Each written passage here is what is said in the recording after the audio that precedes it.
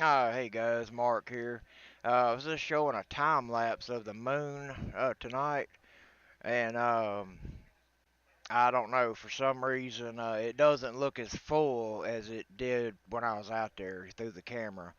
Um, my GoPro, I put it in time lapse because it was a red full moon. I mean, it was like blood red, and I figured it'd be cool. I don't know how it's gonna look on YouTube when I get it uploaded, but we'll see.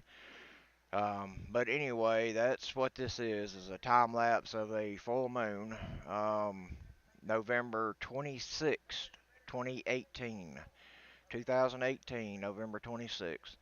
But that's what this is. Hope y'all enjoy it. And I was just kind of testing and seeing what the time lapse looked like on here.